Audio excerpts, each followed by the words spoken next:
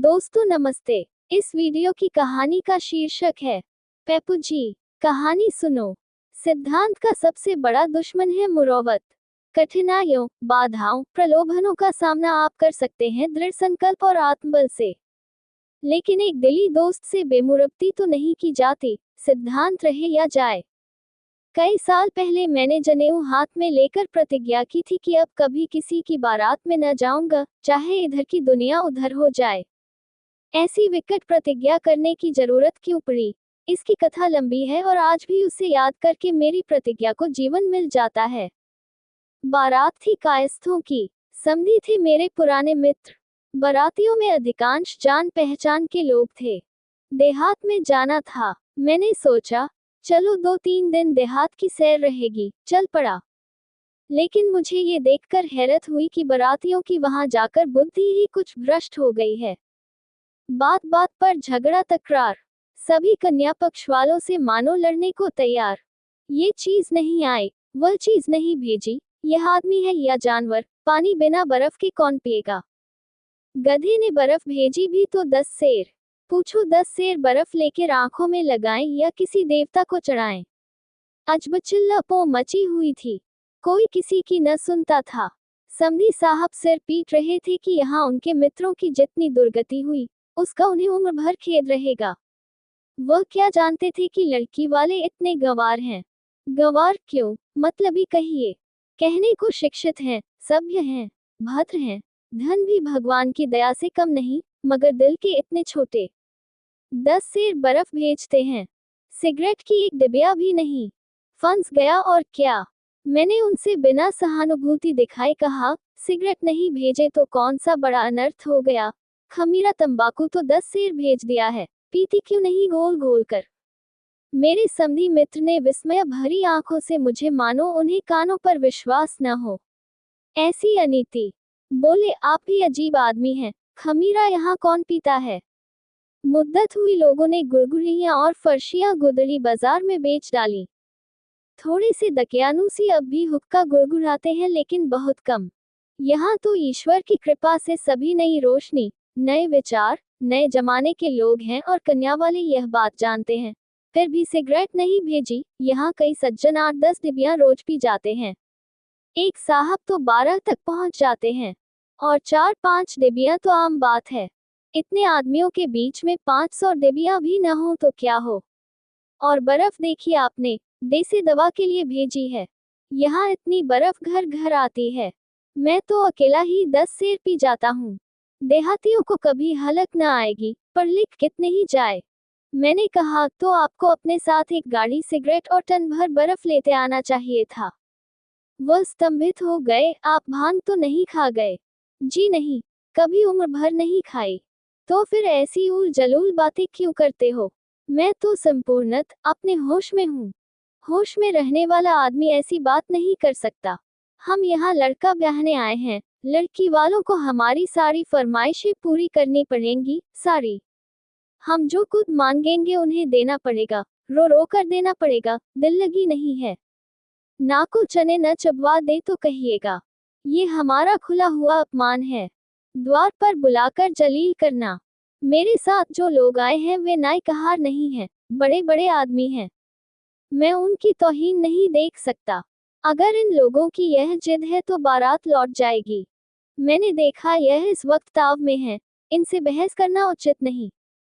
आज जीवन में पहली बार, केवल 2 दिन के लिए, इन्हें एक आदमी पर अधिकार मिल गया है। उसकी गर्दन इनके पांव के नीचे है। फिर उन्हें क्यों न नशा हो जाए, क्यों न सिर फिर जाए, क्यों न उस दिल खोलकर रोब जमाएं। वर पक्ष वाले कन्या पक्ष वालों पर मुद्दतों से हुकूमत करते चले आए हैं, और उस अधिकार को त्याग देना आसान नहीं। इन लोगों के दिमाग में इस वक्त यह बात कैसे आएगी कि तुम कन्या पक्ष वालों के मेहमान हो और वे तुम्हें जिस तरह रखना चाहे तुम्हें रहना पड़ेगा। मेहमान को जो आदर सत्कार, चूनी चोकर, रूखा सूखा मिले, उस पर उसे संतुष्ट होना चाहिए। शिष्टताएं कभी गवारा नहीं कर सकती कि वह जिनका मेहमान है, उनसे अपनी खातिरदारी का टैक्स वसूल करे। मैंने वहां से टल जाना ही मुनासिब समझा। लेकिन जब विवाह का मुहूर्त आया, इधर से 1 दर्जन विस्की की बोतलों की फरमाइश हुई और कहा गया कि जब तक बोतलें न आ जाएगी हम विवाह संस्कार के लिए मंडप में न जाएंगे। तब मुझसे न देखा गया। मैंने समझ लिया कि ये सब येशू हैं, इंसानियत से खाली। इनके साथ एक क्षण रहना भी अपनी आत्मा का खून करना है। मैंने उसी वक्त प्रतिज्ञा की कि अब कभी किसी बारात में न जाऊंगा और अपना बोरिया बिस्तर लेकर उसी क्षण वहां से चल दिया। इसलिए जब गत मंगलवार को मेरे परम मित्र सुरेश बाबू ने मुझ अपने लड़के के विवाह का निमंत्रण दिया तो मैंने सुरेश बाबू को दोनों हाथों से पकड़कर कहा, जी नहीं, मुझे माफ कीजिए, मैं न जाऊंगा। उन्होंने खिन्न होकर कहा, आखिर क्यों? मैंने प्रतिज्ञा कर ली है, अब किसी बारात में न जाऊंगा। अपने बेटे की बारात में भी नहीं। बेटे की बारात में खुद अपना स्वामी रहूंगा। तो समझ लीजिए यह आप ही का पुत्र है और आप यहाँ अपने स्वामी हैं। मैं निरुत्तर हो गया। फिर भी मैंने अपना पक्ष न छोड़ा। आप लोग वहाँ कन्या पक्ष वालों से सिगरेट, बर्फ, तेल, शराब आदि आदि चीजों के लिए आग्रह तो न करेंगे? भूलकर भी नहीं। इस विषय में मेरे विचार वही हैं जो आपके। ऐसा तो न होगा कि मेरे जैसे विचार रखते हुए भी आप वही दुराग्रहियों की बातों में आ जाएं और वे अपने हथकंडे शुरू कर दें। मैं आप ही को अपना प्रतिनिधि बनाता हूँ। आपके फैसले की वहाँ कहीं अपील न होगी। दिल में तो मेरे अब भी कुछ संशय था, लेकिन इतना आश्वासन मिलने पर और ज्यादा अड़ना असज्जनता थी। आखिर मेरे वहां जाने से यह बेचारे तर तो नहीं जाएंगे। केवल मुझसे स्नेह रखने के कारण ही तो सब कुछ मेरे हाथों में सौंप रहे हैं। मैंने चलने का वादा कर लिया, लेकिन जब सुरेश बाबू विदा होने लगे तो मैंने घड़ी को जरा और ठोका।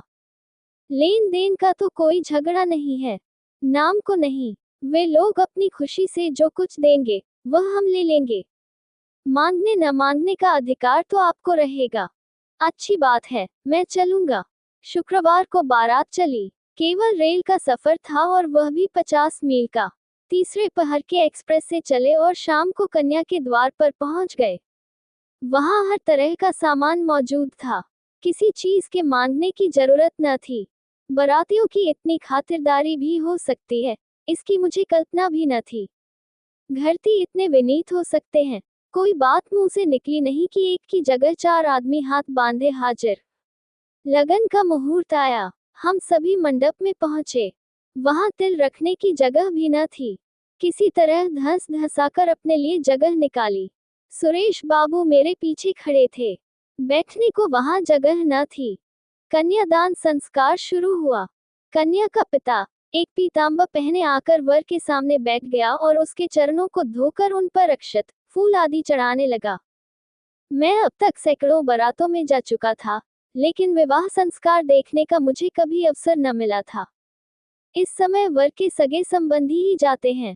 अन्य बाराती जनवासे में पड़े सोते हैं, या नाच देखते हैं, या ग्रामाफोन के रिकॉर्ड सुनते हैं, और कुछ न हुआ तो कई टोलियों में ताश खेलते हैं। अपने विवाह की मुझे याद नहीं। इस वक्त कन्या के वृद्ध पिता को एक युवक के चरणों की पूजा करते देखकर मेरी आत्मा को चोट लगी। ये हिंदू विवाह का आदर्श है या उसका परिहास? जामाता एक प्रकार से अपना पुत्र है। उसका धर्म है कि अपने धर्मपिता के चरण धोए, उस पर पान फूल चढ़ाए। ये तो नीति संगत मालूम होता है। कन्या का पिता वर के पांव पूजे, ये तो न शिष्टता है, न धर्म, न मर्यादा। मेरी विद्रोही आत्मा किसी तरह शांत न रह सकी। मैंने झल्लाए हुए स्वर में कहा, ये क्या अनर्थ हो रहा है भाइयों? कन्या के पिता का यह अपमान! क्या आप लोगों में आदमियत रही ही नहीं? मंडप में सन्नाटा छा गया। मैं सभी आंखों का केंद्र बन गया। मेरा क्या आशय है, ये किसी की समझ में न आया। आखिर सुरेश बाबू ने पूछा, कैसा अपमान और किसका अपमान? यहाँ तो किसी का अपमान नहीं हो रहा है। कन्या का पिता वर के पांव पूजे, यह अपमान नहीं तो क्या है? यह अपमान नहीं भाई साहब, प्राचीन प्रथा है। कन्या के पिता महोदय बोले, यह मेरा अपमान नहीं है मान्यवर, मेरा हो भाग्य कि आज का ये शुभ अवसर आया। आप इतने ही से घबरा गए? अभी तो कम से कम 100 आदमी पेपूजी के इंतजार में बैठे हुए हैं। कितने ही तरसते हैं कि कन्या होती तो वर के पांव पूछकर अपना जन्म सफल करते। मैं लाजवाब हो गया। समधी साहब पांव पूज चुके तो स्त्रियों और पुरुषों का एक समूह वर की तरफ उमड़ पड़ा। और प्रत्येक प्राणी लगा उसके पांव पूजने जो आता था, अपनी हैसियत के अनुसार कुछ न कुछ चढ़ा जाता था। सब लोग प्रसन्नचित और गदगद नेत्रों से यह नाटक देख रहे थे और मैं मन में सोच रहा था, जब समाज में औचित्य ज्ञान का इतना लोप हो गया है और लोग अपने अपमान को अपना सम्मान समझते हैं, तो फिर क्यों न स्त्रियों की समाज में दुर्दशा हो, क्यों न वे अपने को पुरुष के पांव की जूती समझें, क्यों न उनके आत्मसम्मान का सर्वनाश हो जाए। जब विवाह संस्कार समाप्त हो गया और वर वधू मंडप से निकले तो मैंने जल्दी से आगे बढ़कर उसी थाल से थोड़े से फूल चुन लिए और एक अर्ध चेतना की दशा में, न जाने किन भावों से प्रेरित होकर, उन फूलों को वधू के चरणों पर रख दिया और उसी वक्त वहां से घर चल दिया।